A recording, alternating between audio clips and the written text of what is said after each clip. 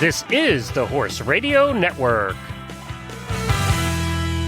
Greetings, everyone. Coach Jen here, and thanks for tuning in to Horse Tip Daily, episode 1357, where I'm going to sit down for a chat with Christa Leste-Lasserre about a recent study which was trying to determine whether a given horse was either optimistic or pessimistic. And we're going to get right to that after these words from our sponsor, Omega Alpha Equine. Listen carefully, because you're going to want to hear this, whether your horse is optimistic, pessimistic, or somewhere in between. Healthy Horse from Omega Alpha Equine is your solution to help your horse stay healthy and at his best throughout the long showing season or during long events where large numbers of horses come together in a single location. Healthy Horse supports multiple systems to help your horse maintain his winning form. It combines Hemex for healthy red cell production, Immune Boost for improved immune response, Liver Flush to optimize liver function, and Lung Flush to support maximum lung function. Get Healthy Horse for your equine athlete today, because healthy horses perform better during events and recover faster afterward. You can find Omega Alpha Equine's Healthy Horse at your local tack and feed store, or you can go to omegaalpha.com to learn more or find your nearest retailer. I'm so happy to welcome to the show today equestrian journalist extraordinaire and native Texan, Christa Leste-Lasserre, who has a lovely name that I can't pronounce very well. Welcome to the show, Christa. I'm sorry. Yeah. Welcome to the show, Christa. Thank you. It's great. Yeah, you pronounced it perfectly. It was great. Thank you. I pronounced the Americanized version beautifully because you coached me. Yes, exactly. Well, you are a frequent contributor over on a website that I frequent a lot, thehorse.com. And a study that you had mentioned in a recent post talk about a study that they developed to determine whether a horse was by nature optimistic or pessimistic. Yes. And you mentioned this when you were doing an article about things that you can do with your horse that are fun and engaging when the weather really, really stinks, which was what we've got going right now as we record this. Right. So kind of give us the background on where this study came from and what were its goals. Well, it's a study that's based on previous research on finding out if animals in general are optimistic or pessimistic. So the horse is not the first animal that's been tested for that. I'd have to look and find which animals were tested first. I'm not sure, but researchers in Switzerland adapted this test to be able to find out if horses themselves are optimistic or pessimistic. And they did it originally, at least in this first study that I saw about it. This was Sabrina Briefer at Agroscope in Avanches in Switzerland, working with the horses at the National Stud there in Switzerland. The idea was to see how horses react to different kinds of training programs. She wanted to see were the horses more optimistic or pessimistic if they were getting, for example, positive reinforcement or negative reinforcement, because there's a lot of preconceived notions about what negative reinforcement is negative, which of course it's only negative because it means you're removing something. It doesn't mean that it's a bad thing. So she wanted to find out whether these horses were more optimistic or pessimistic after having different kinds of training programs. So from that original research grew just this idea, the fact that you can test to see if a horse is pessimistic or optimistic. And when I first spoke to Sabrina about this, she was saying, eventually it could be moved towards something where maybe one day we could have a very reliable test. We're not there yet, but maybe a reliable test that people could use every day on the farm before they ride, just to say, how's my horse feeling today? And you just, this little pessimism and optimism test to find out, where's my horse in his outlook on life today.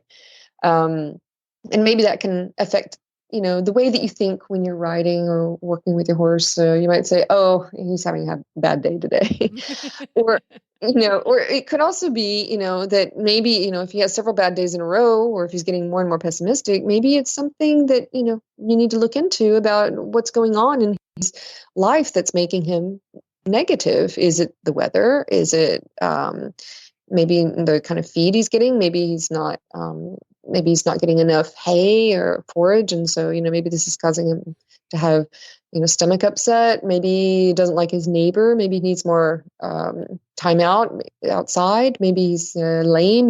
There are many things that could make a horse more or less optimistic, and so it's a useful tool.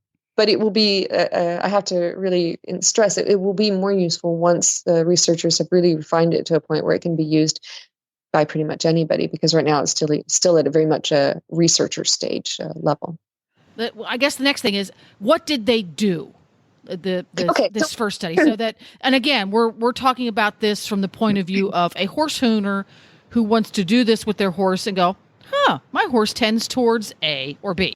Okay. All right. So, it's a really fun and simple project really to do.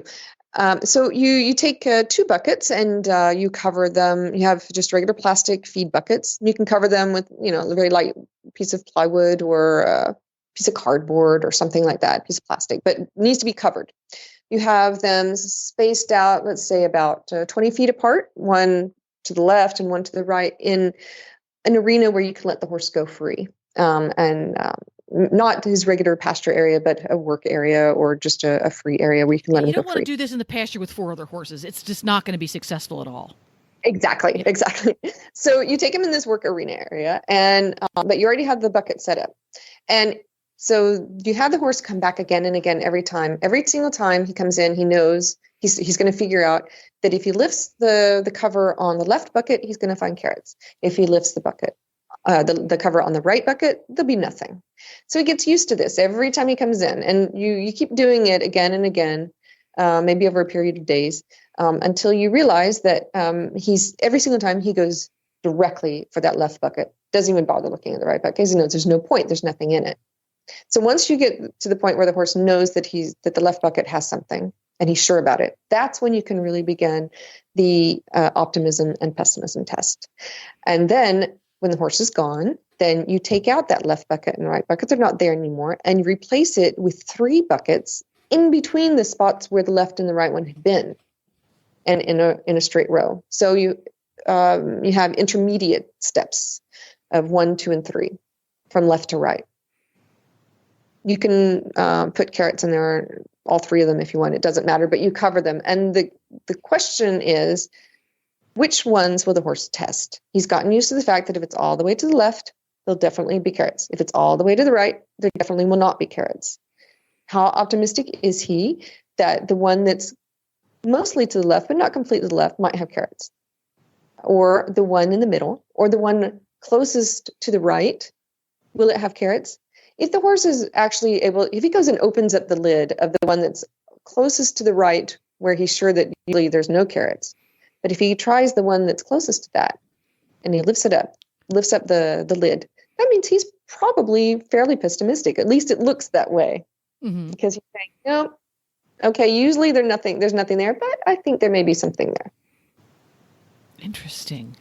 So is he pessimistic or is he super curious? We don't know. Yeah. Well, they were, yeah. It could be that he's curious, but you could almost argue that curiosity is also a sign of optimism. That's true. I mean, you're not necessarily going to be a curious person or a curious horse if you don't have some kind of hope that you're going to find something. That's true. Very interesting. So we're going to start out with 2 buckets, bucket on the left, bucket on the right. And you obviously put the buckets out and put the carrots in the bucket when the horse can't see, because obviously he doesn't know what's going on. And you need to cover the bucket with something that is not in any way intimidating, so that when the horse goes to look underneath, he's not going to go, ah, or find it uncomfortable to do. Exactly. Yeah, Okay. just normal cardboard or plywood. Mm-hmm. So do this several times until you find that your horse is consistently going to the bucket that has the treat in it every time. Right. So he's consistent. He has learned this. He has trained his little brain.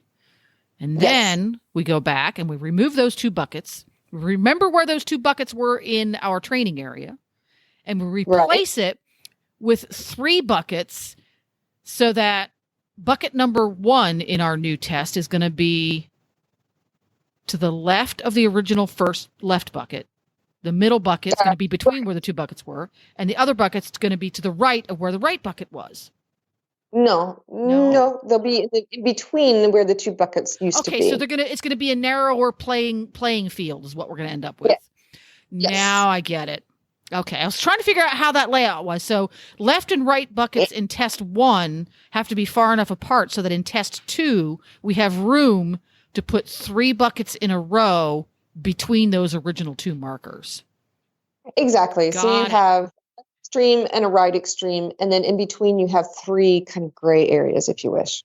Got it. Now it's making more sense.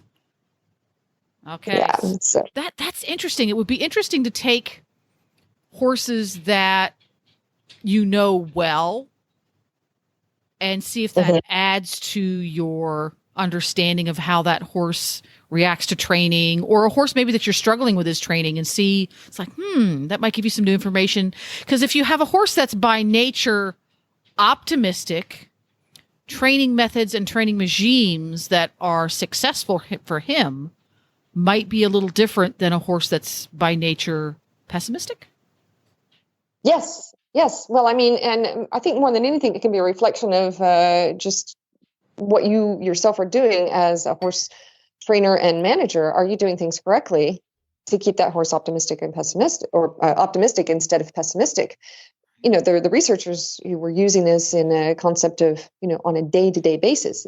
I mean, it can also show trends of a horse that's just generally unhappy, maybe with chronic pain, or just, or even worse, maybe a horse that's gotten to the point of learned helplessness. But otherwise, a horse that, just your average everyday horse that maybe is more or less okay, he may have good days and bad days just like we do.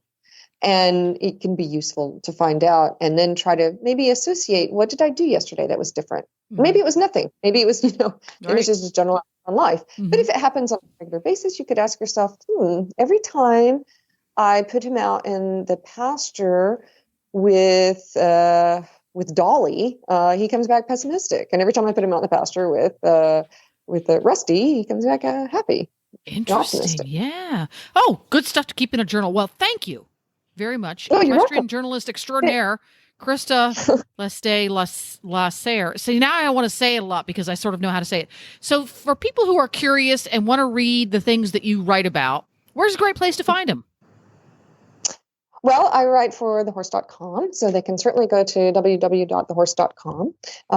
And they can also check my website, ChristaLeste-Lasserre.com, all in one long word, with 2 S's and 2 R's. And otherwise just Google me and you can find me. There you go. And for folks who are like me and are language disadvantaged, I will also put a link to Christa's website in the show notes for this episode. So look there. Well, that about wraps it up with Christa. You can find links to today's guest as well as lots more tips at horsetipdaily.com. Make sure to have all of your favorite Horse Radio Network shows with you wherever you go by downloading the free Horse Radio Network app for your iPhone or your Android. Just go to your app store and search Horse Radio Network. Help your less tech-savvy friends do it too. You can also listen via iTunes, Spotify, and other podcatchers that you already have in your phone. Thank you again to our sponsor today, Omega Alpha Equine. Ask for Omega Alpha Equine products by name at your local tack and feed supplier, or you can go online to omegaalpha.com for more information or to find a retailer near you. This is Coach Jen, and I will be back again soon with another tip. So until then, go ride your horse. The Horse Radio Network and the Horse Radio Network hosts are not responsible for statements made by guests on the Horse Tip Daily. Please use your own judgment when listening to the tips on this show.